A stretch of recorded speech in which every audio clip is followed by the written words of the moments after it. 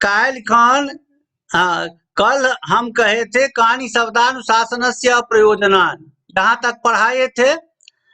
उसमें प्रयोजनानि में हम समास किए थे प्रयोजनश्च प्रयोजनानि च,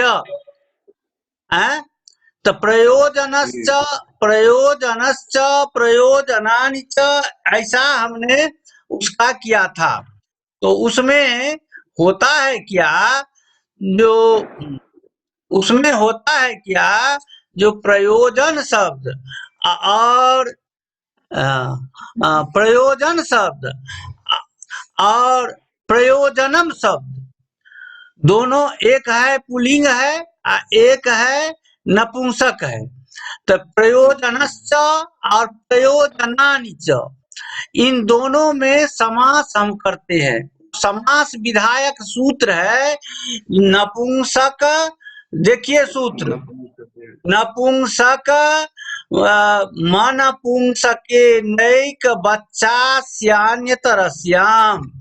इसको अलग अलग हम कैसे करेंगे, तो नपुंसकम अनपुंसक अनपुंसकेन एक बत च अन्यतरस्याम। इस तरह इस सूत्र को हम बांटेंगे। इस सूत्र का अर्थ है जो नपुंसक है उसको अनपुंसक के साथ, अनपुंसक माने स्त्रीलिंग और पुल्लिंग शब्द के साथ समास होता है और उसे एक बद भाव हो जाता है, माने एक वचन में उसका प्रयोग होता है। सो सब जगह नहीं कहा गया अन्य तरस्याम। अन्य तरस्याम का अर्थ होता है विकल्प से। तो अब देखिए, जो प्रयोजनश्च प्रयोजनानि च, एक है प्रयोजन शब्द पुल्लिंग है और दूसरा है प्रयोजनान, यह बहुवचन है और नपुंसक लिंग है। दोनों में समास होता है और समास होने के बाद एक, यह समास जो है उसे एक शेख कहते हैं, एक शेख समास। उसमें एक बच जाता है, एक कौन बचता है, तो प्रयोजन बच जाता है। अब प्रयोजन में कौन लिंग होना चाहिए, कौन वचन होना चाहिए, तो अन्य तरस्याम से कहता है जो एक बार एक वचन होगा और विकल्प से बहुवचन भी होगा। तो कान पुनः शब्दानुशासनस्य प्रयोजनानि में यहाँ पर बहुवचन है। तो इस बहुवचन में, बहुवचन से क्या अर्थ निकलता है, तो उसमें एक जो है सो पुल्लिंग है और सब नपुंसक है। तब एक पुल्लिंग कौन है और नपुंसक कौन है, वो हम आगे तुरंत बतलाने जा रहे हैं। तो उसमें एक पुल्लिंग है, एक और सब नपुंसक है। उसमें आगे की पंक्ति है जो रक्षोहा गमलग्न संदेहा प्रयोजनम, यह जो हम उत्तर आप लोगों को बताने जा रहे हैं उसमें उसको यह थोड़ा पहले कह दिया है। तो उसकी व्याख्या हम 2 मिनट के बाद करेंगे। क्या कहाँ गया, नीचा नीचा लो न तुम। हाँ हाँ हाँ, समाधान में है जो रक्षोहा गमलग्न संदेहा प्रयोजनम। प्रश्न है जो यह शब्दानुशासन जो हम करने जा रहे हैं उसमें शब्दानुशासन ही है कि कोई और भी फल है, तो कहा गया और भी फल है, माने उसमें एक शब्द जो है वो प्रयोजक अर्थ को सूचित कर रहे हैं, यानी वो प्रेरक के रूप में अपने को उपस्थापित कर रहे हैं और वह प्रेरणा दे रहे हैं। तो कहे जो वह कौन है, तो कहते हैं अब यहाँ इस पंक्ति पर देखिए जो रक्षोहा गमलग्न संदेहा प्रयोजनम। अब यहाँ पर हम इसको लिख नहीं सकते हैं, छूट गया है, लेकिन आप लोग लिख लेंगे। ये रक्षोहा गमलग्न संदेहा में पहले हम समास करें। कैसे करेंगे समास, तो रक्षा च ऊहश्च आगमश्च, लघुश्च और असंदेहश्च। यह इतरेतर योगत द्वंद्व समास होता है। समास होने के बाद वो सुप का लोप होने पर अंतिम में हमको शब्द क्या बनता है? तो रक्षोहा गम लघ्व संदेहा। बहुवचन में उसी का रक्षोहा गम लघ्व संदेहा होता है। इस रक्षोहा गम लघ्व संदेहा में कौन कौन है? तो रक्षा है, ऊ है, आगम है, लघु है और असंदेह है। अब इस शब्द पर विचार कर लिए, अब थोड़ा प्रयोजन पर विचार कीजिए। प्रयोजनम कैसे बनता है? तो यहाँ पर भी पहले की भांति समास करना है। प्रयोजनश्च प्रयोजनानि च। विग्रह ऐसे ही करेंगे, सूत्र भी यहाँ पर वही लगेगा। नपुंसक मनपुंसक के नैक बच्छास्यान्यतरस्याम। उस सूत्र से एक से समास होगा, वो एक से एक समास जो है उसमें एक बद भाव हो जाएगा। यहाँ पर एक बद भाव हो जाएगा, यानी समास करने के बाद एक वचन में प्रयोग होगा। एक वचन में प्रयोग होने के चलते यह प्रयोजनम हुआ। यह प्रयोजनम हुआ है। तो उसी सूत्र से दोनों काम होता है। एक जगह एक वचन होता है तो प्रयोजनम हो गया, एक जगह वह सूत्र नहीं लगता है तो प्रयोजनानि होता है। भाष्यकार ने हम लोगों के सामने में दोनों उदाहरण दे दिए हैं। कहानी पुनः शब्दानुशासनस्य प्रयोजनानि में बहुवचन का प्रयोग किए हैं, यहाँ पर एक वचन का प्रयोग किए हैं। इसके अंतर्गत भी ये पांचों प्रयोजन आ जाते हैं। रक्षा, ऊ, आगम, लघु, असंदेह, ये पांचों आ जाते हैं।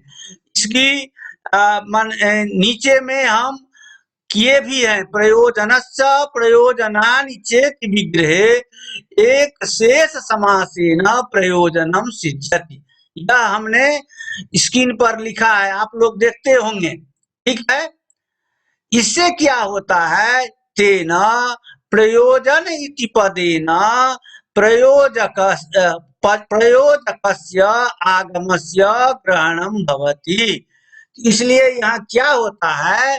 प्रयोजन से प्रयोजक का भी ग्रहण होता है। अब कहेंगे इसमें प्रयोजक कौन है? तो देखा जाए, रक्षा, ऊ, लघु, असंदेह, ये चारों प्रयोजन हैं। प्रयोजन का मतलब होता है फल, ये फल हैं। और बीच में उसी में है आगम। यह आगम जो है प्रयोजक है। प्रयोजक का मतलब हुआ प्रेरक, प्रेरणा देने वाला। इसलिए आगे की पंक्ति में देखिए, जो देखिए, रक्षोहा गमलक रक्षोह लघु संदेहानाम बोधो भवति। यानी प्रयोजनानि इस पद से रक्षोह लघु संदेह का बोध होता है। यहाँ पर प्रयोजन क्या है? तो कहते हैं जो अत्र व्याकरणाध्ययन प्रयोज्य साधु शब्द ज्ञानस्य रक्षादयो दृष्टम प्रयोजनम इति भवति। मतलब हुआ, यहाँ पर हम लोग व्याकरण का जो अध्ययन करते हैं, अध्ययन से क्या होता है? तो साधु शब्द का ज्ञान होता है। और साधु शब्द के ज्ञान से क्या होता है? तो हम रक्षादि काम जो वेदों का है, वेद मंत्रों का रक्षा आदि काम जो है, वेद मंत्रों में कहीं रक्षा करना, कहीं ऊह करना, कहीं लघु करना, कहीं आगम करना, कहीं असंदेह करना इत्यादि जो है, उनमें रक्षा, ऊह, लघु, असंदेह जो ये चार है रक्षादि, ये दृष्ट प्रयोजन है। ये व्याकरण पढ़ने के क्या हुए? दृष्ट प्रयोजन। दृष्ट प्रयोजन का मतलब हुआ जो दृष्ट फल। दृष्ट प्रयोजन का हुआ दृष्ट फल। और उसी में आगम जो है सो दृष्ट फल नहीं है, वो अदृष्ट फल है, वो प्रयोजक है। क्या कुछ कहना चाहते हैं आप लोग? अच्छा, हाँ विभव जी, विभव जी आबि रहल है, बुझ रहल छियै? हाँ गुरुजी बुझा रहल छै। हाँ, तो रक्षा आदि, रक्षा, ऊह, लघु, असंदेह, ये चार जो है सो दृष्ट प्रयोजन है, माने दृष्ट फल उससे मिलता है। क्या मिलता है? तो माने वेद के पढ़ने का और वेद में जो साधु शब्द है उनके ज्ञान का हमको, हम लोगों को फल मिलता है। यहाँ पर एक बात और ध्यान में रखने योग्य है, पतंजलि ने कहा है अथ शब्दानुशासनम को साक्षात प्रयोजन। ये जो पांच हैं, रक्षोहा, गम, लघु, संदेहा, ये इसके मुख्य प्रयोजन हैं, ये इसके मुख्य प्रयोजन है। जैसे प्रधानमंत्री और मुख्यमंत्री में भेद होता है ना, तो शब्दानुशासन जो है सो प्रधानमंत्री है, और सब और रक्षोहा, गम, लघु, संदेहा जो है सो मुख्यमंत्री है। यह उसके बाद इन्हीं का महत्व है, यानी किसके बाद? शब्दानुशासन के बाद यही रक्षोहा, गम, लघु, संदेह का महत्व है।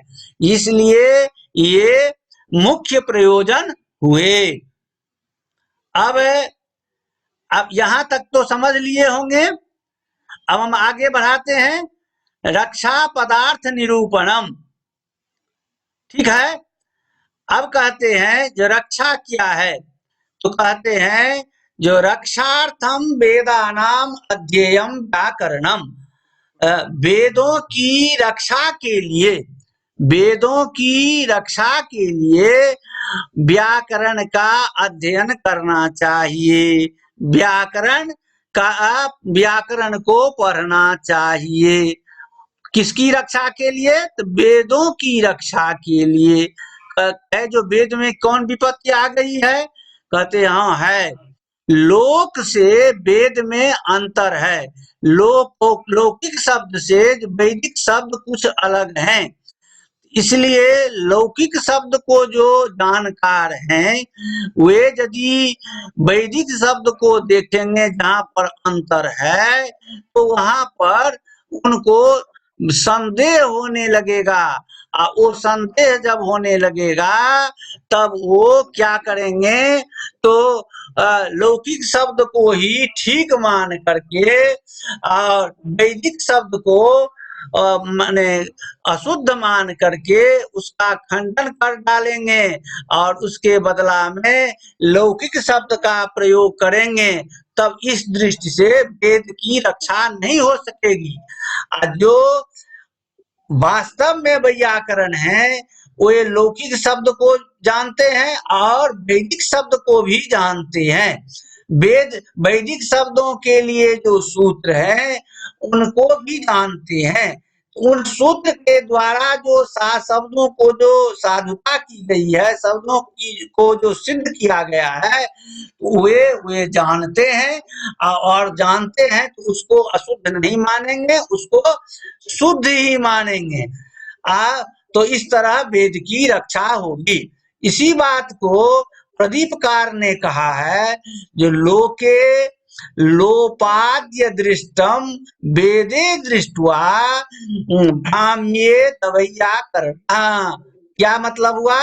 जो लोक में लोप आदि जहां नहीं देखे जाते हैं, किंतु वेद में जहां लोप आदि देखे जाते हैं, तो इस बात को देखकर अव्याकरण जो है, जो व्याकरण के ज्ञाता नहीं हैं, वे भ्रम में पड़ जाते हैं।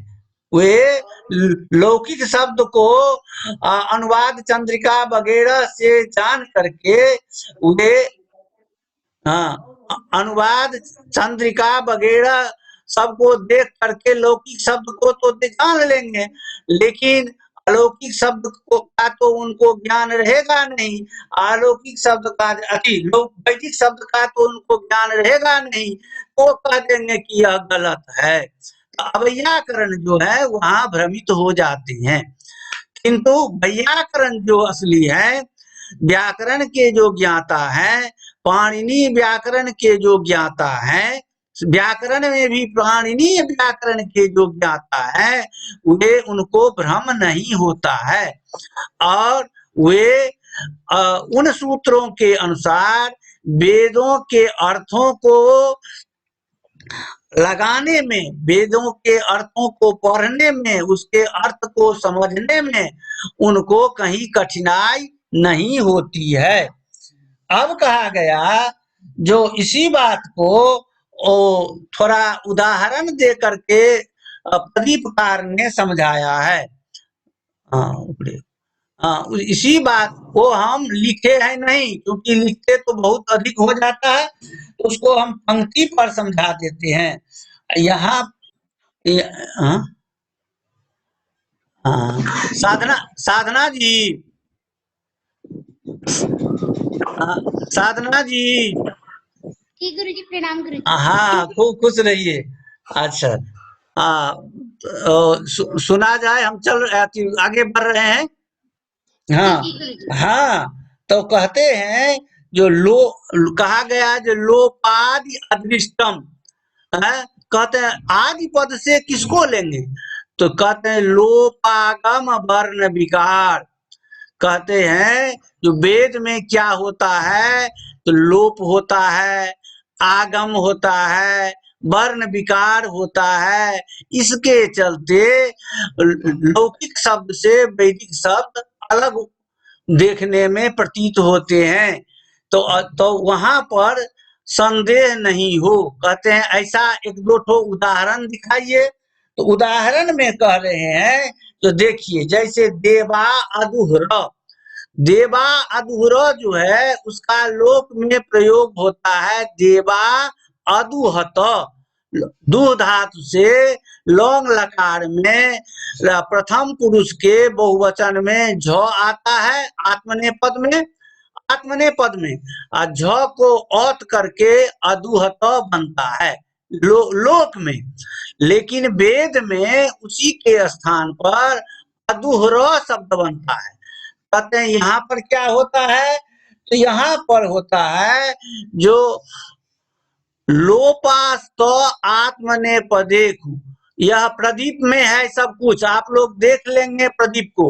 लोपास्त आत्मने पदेशु, इस सूत्र से अदुहत का जो तो है उसका लोप हो जाता है और बच जाता है क्या, अदुह बचता है।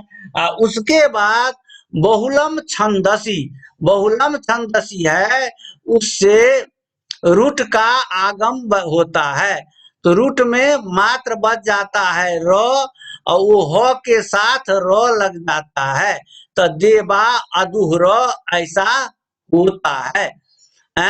तो देवा अदुहर ऐसा होता है। यहाँ पर देखा जाए एक ही प्रयोग में लोप और आगम दोनों का उदाहरण है। लोप का उदाहरण हुआ अदुहत में तो का लोप हो गया, लोप का उदाहरण हो गया, और आगम का उदाहरण हुआ जो रूट का आगम हुआ, ह में र लग गया। तो इस तरह वो माने लोप और आगम दोनों का उदाहरण हुआ देवा अदुहर। वेद में देवा अदुहर चलता है। जो वैयाकरण है वो देवा अदुहर को जान लेंगे, उसको गलत नहीं मानेंगे और देवा अदुहर से ही उसके अर्थ का अनुशीलन करेंगे। कहते हैं अब है वर्ण विकार। कहते हैं जो वर्ण विकार क्या लोप नहीं है, लोप हो जाने के बाद तो उड़ ही जाता है, तो वो भी तो वर्ण विकार है। कहते हैं जो नहीं, लोप जो है एक अभाव है, वर्ण विकार जो है सो एक अलग है। वर्ण विकार में वर्ण में विकृति आ जाती है, तो वो हुआ वर्ण विकार। तो कहते हैं जो वर्ण विकार का एक अलग उदाहरण है। अलग उदाहरण क्या है, उद्ग्राभम निग्राभम। उद्ग्राभम वेद में है, उद्ग्राभम निग्राभम। लोक में उद्ग्राभम निग्राभम का क्या होता है? उद्ग्राहम निग्राहम होता है। यहाँ पर क्या होता है?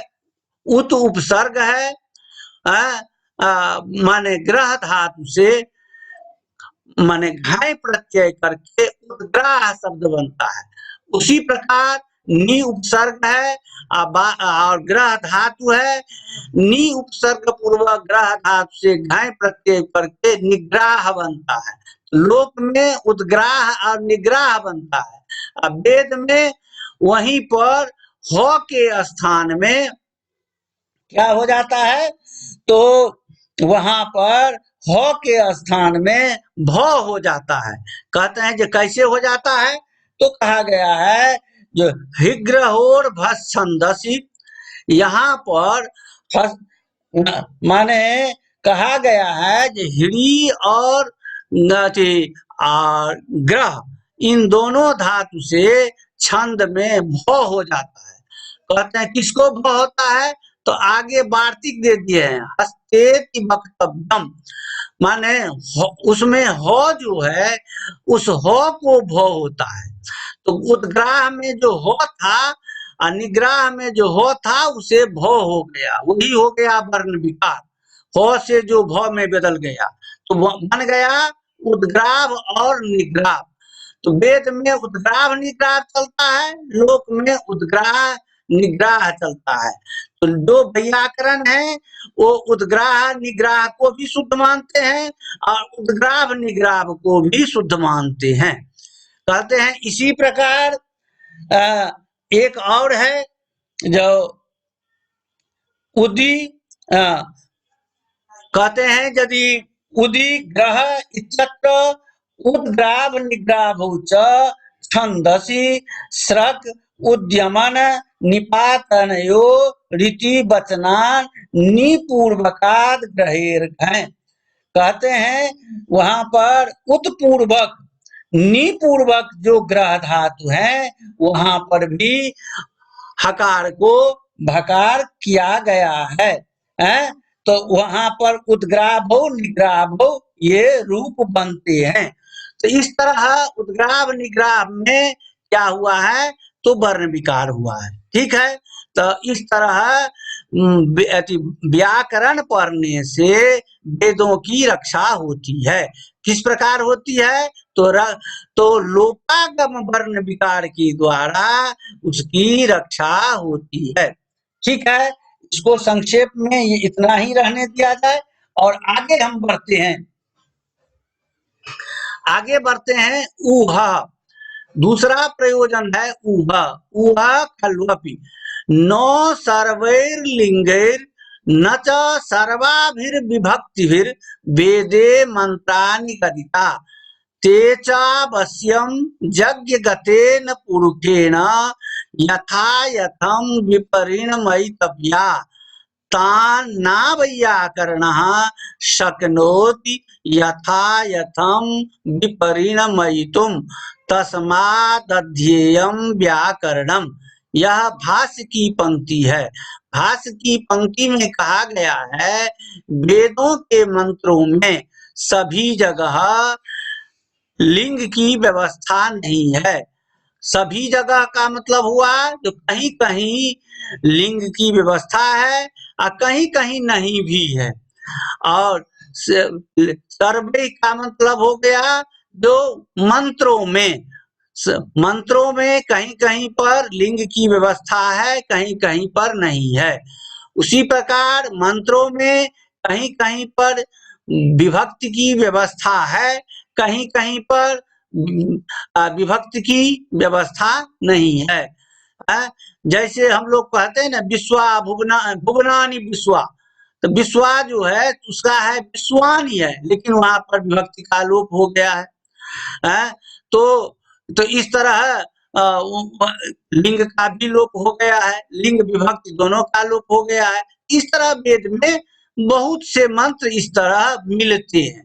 तो वहां पर कहा गया है तो तेतावश्यम यज्ञगतेन पुरुषेण यथा यथं विपरिणमयितव्या। वे मंत्र जो हैं जहां पर इस तरह की बात है जो लिंग का उल्लेख नहीं है, विभक्ति का उल्लेख नहीं है, वहां यज्ञगत जो पुरुष है यानी यज्ञ करने वाले या करवाने वाले जो पुरुष हैं वे वहां पर जहां पर जिस विभक्ति की जरूरत है, जहां पर जिस लिंग की जरूरत है, उसको ऊह करके वहां पर लिंग विभक्ति लगा करके उसका प्रयोग करेंगे। वहां पर उसको लिंग विभक्ति लगा करके उसको अपने सांचे में ढालेंगे, मंत्र के अनुसार उसको ढालेंगे। तो इस बात को कहते हैं तान तान नो अवैया करना, माने तान माने उन मंत्रों को, मंत्र शब्द पुल्लिंग है या ध्यान में रखें, मंत्र शब्द पुल्लिंग है, तान मंत्रान उन मंत्रों को अवैया करना, नो अवैया करना, तत्पुरुष समास हुआ है, नो अवैया करना, ना अवैया करना। यहाँ पर उन मंत्रों को अवैयाकरण जो है जो व्याकरण के ज्ञाता नहीं है, ऐसे जो व्यक्ति हैं वे उनमें यथास्थान विभक्ति लिंग को लगाने में समर्थ नहीं हो सकते हैं। वे यथास्थान विभक्ति को लगाने में समर्थ नहीं होते हैं। इसलिए विभक्ति को लगाने के लिए विभक्ति और लिंग को यथास्थान प्रयोग करने के लिए व्याकरण का अध्ययन करना चाहिए। यह भाष्यकार ने कहा। यहाँ पर ध्यातव्य है जो प्रदीपकार ने क्या कहा है। प्रदीपकार ने कहा है जो अब यह जस्मिन जागे इति कर्तव्यता उपदिष्टा जागांतरेण उपजीव्यते सा प्रकृति अजेनोपजीव्यते सा विकृति। यहाँ पर कहा गया जो देखिए कुछ ऐसे यज्ञ होते हैं, हम लोग तो याज्ञिक भी हैं, अनेकों यज्ञ करवाए भी हैं, जानते भी हैं, तो इसलिए अनुभव है। जो पद्धति यज्ञ की जो पद्धति है वो जैसे विष्णु यज्ञ की पद्धति है, तो विष्णु यज्ञ की पद्धति में विष्णु के लिए सब कुछ उसमें उल्लेख किया गया है। संकल्प, उन विष्णु की पूजा, सांगोपांग उनका, जैसे जहाँ जो वेदियों की पूजा होती है सो उनका मंत्र, उनका प्रयोग सब उसमें लिखा हुआ है। लेकिन फिर अन्य जो महारुद्र हैं, सत्चंडी वगैरह जो यज्ञ हैं, इन सबों का स्पष्ट उसमें लिखा हुआ नहीं है, लेकिन यह निर्देश रहता है कोई कि इसी प्रकार महारुद्र यज्ञ को भी आप कर सकते हैं। केवल देवता का प्रधान देवता को बदल करके अब सब प्रयोग ऐसा ही होगा। देवी का जो यज्ञ है उसमें देवी प्रधान रूप में देवी को बदल करके और सभी काम ऐसे ही होंगे, सभी मंत्र ऐसे ही होंगे। तो इस तरह तो कहा गया है जो जिस यज्ञ के लिए जो पद्धति बनी है उसमें सभी बातों का उल्लेख रहता है, और जिस यज्ञ की पद्धति नहीं बनी है तो उसके लिए उसमें मात्र इशारा किया गया रहता है, तो वो उस इशारे से ही हम काम चलाते हैं हम व्याकरण लोग। इसलिए तो जिस यज्ञ की सभी बातें लिखी हुई रहती है तो उस यज्ञ को हम क्या कहते हैं, उस बात को यज्ञगत जो बातें हैं उसको हम प्रकृति कहते हैं। उसका अनुकरण हम जिसमें करते हैं दूसरे यज्ञ में तो उसको विकृति कही जाती है। अब इसी बात को तत्वालोककार ने कहा है, जो आप इसको एक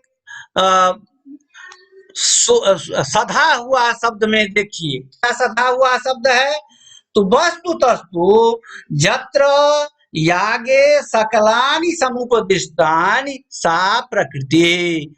उन्होंने कहा है जो जिस यज्ञ में संपूर्ण अंग उपदिष्ट होते हैं, सभी बातों की जिस माने यज्ञ में चर्चा की गई रहती है, उसको प्रकृति हम कहते हैं।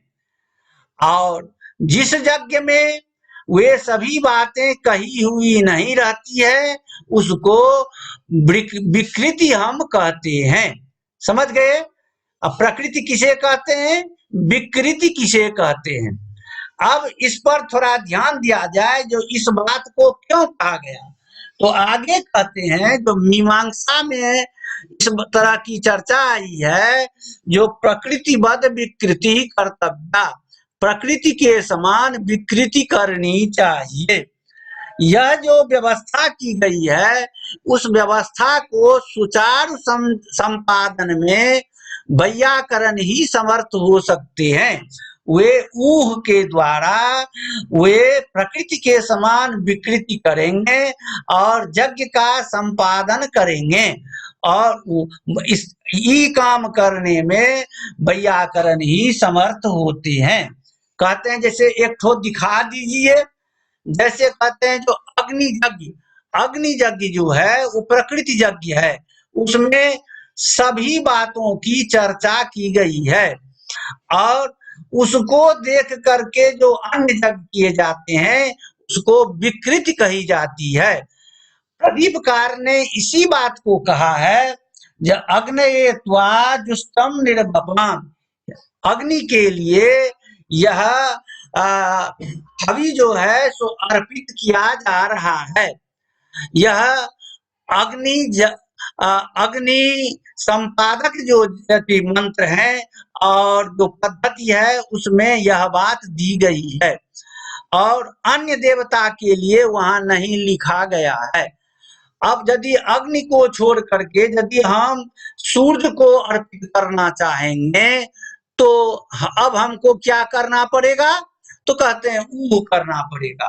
क्या ऊह करना पड़ेगा, तो ऊह क्या करना पड़ेगा, तो उसमें दिया गया है यदि सूर्य को आपको मनाने की बात है, सूर्य को यज्ञ करने की बात है, तो वहां पर क्या करेंगे, जो सौर्यम चरुम निर्वपेत ब्रह्म वर्चस काम, माने ब्रह्म वर्चस का मतलब होता है जो तेजस्विता को प्राप्त करने के लिए सूर्य देव को चरु अर्पित करनी चाहिए।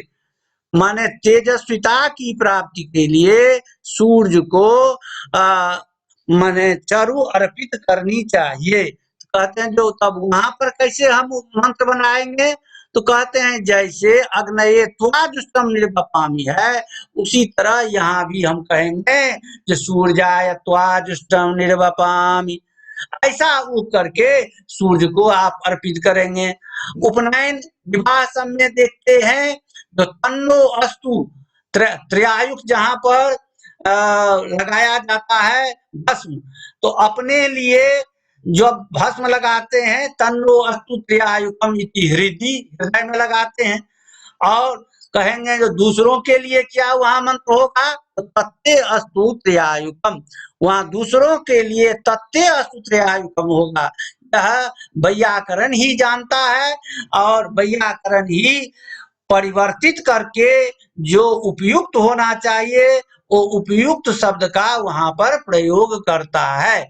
इसलिए वेद के मंत्रों की रक्षा के लिए ऊह करना बहुत आवश्यक है, और वह ऊह बिना व्याकरण का संभव नहीं है। अब ऊह पर हो गया, कितना मिनट है, अब तो मात्र 3 ही मिनट रह गया है, समय तो बहुत जल्दी जल्दी निकल रहा है। कुछ प्रश्न हो तो बोलिए, नहीं तो आगे बढ़ाएंगे। क्या कुछ प्रश्न करना चाहेंगे? नहीं गुरुजी, सब प्रश्न के समाधान हो गए। अच्छा।